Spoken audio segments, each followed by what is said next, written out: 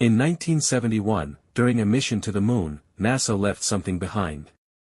Not a flag. Not a scientific instrument. Not a message of victory. They left a memorial.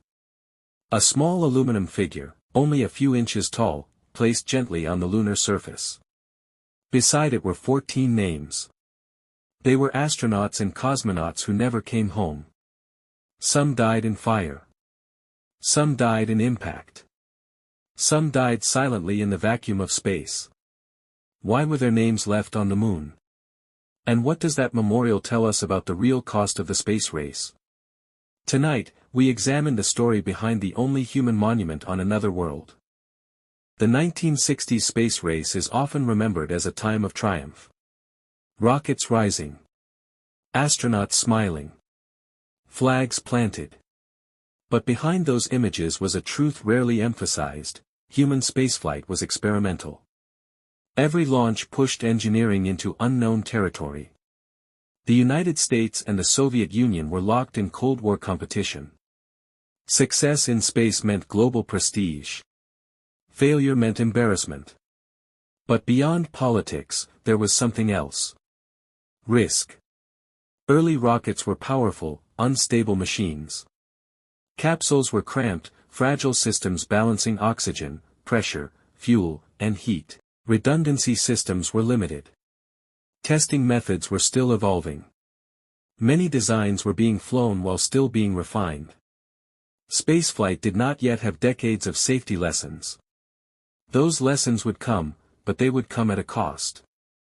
On January 27, 1967, 3 American astronauts entered a spacecraft for what was supposed to be a routine ground test.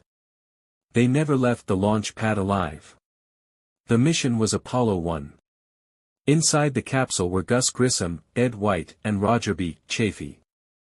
The test was not even a launch. It was a plugs-out rehearsal on the pad at Kennedy Space Center. During the test, a spark ignited materials inside the cabin. The capsule atmosphere was pure oxygen at high pressure. In seconds, fire spread rapidly. The hatch design opened inward, and pressure inside the cabin made it impossible to open quickly. Within minutes, all 3 astronauts died from smoke inhalation and burns.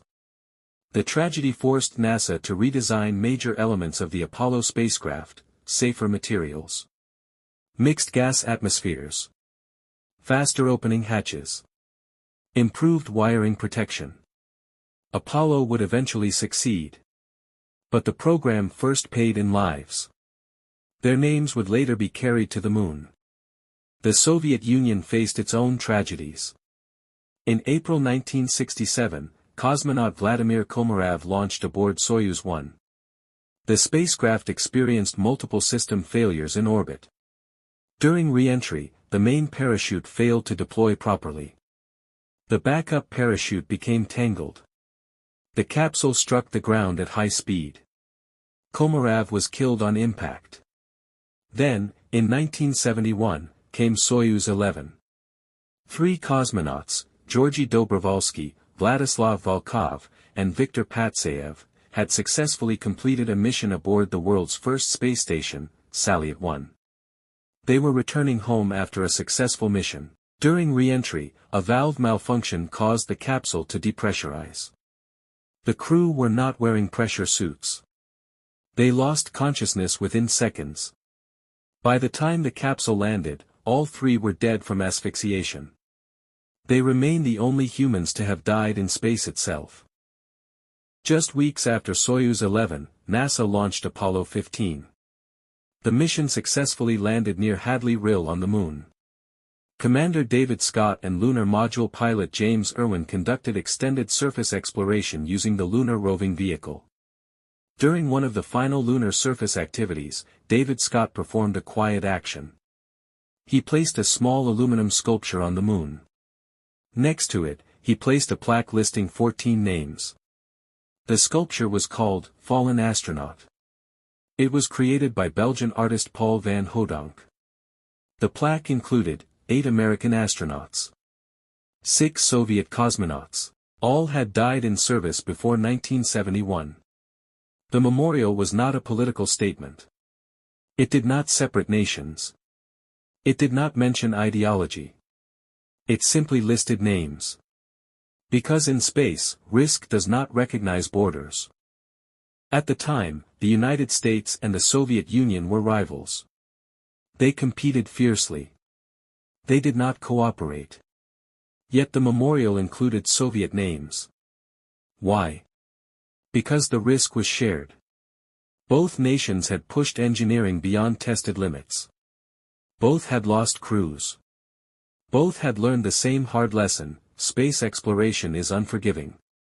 On Earth, they were competitors. On the Moon, they were fellow explorers who paid the same price. The Fallen Astronaut Memorial represents something larger than a list of names. It represents transition. Early spaceflight was bold, fast, and politically driven. After tragedies like Apollo 1 and Soyuz 11, safety culture began to mature. Testing became more rigorous. Redundancy became standard. Pressure suits during re-entry became mandatory for Soyuz crews. Design reviews became stricter. Tragedy reshaped procedure. The memorial on the Moon is a reminder that progress was not smooth. It was earned. The Moon has no cities. No cemeteries. No battlefields. But it does hold one small monument to human loss. 14 names. Left in silence. Apollo 15 did not leave the memorial to dramatize tragedy. It left it to acknowledge reality. Exploration carries risk. Innovation carries uncertainty. Experience is written in lessons, and sometimes in lives. The Fallen Astronaut Memorial remains on the Moon today. Undisturbed. Untouched. A quiet reminder that before humanity mastered spaceflight, it struggled to survive it. Space does not punish ambition. It punishes assumptions, and it remembers those who went first.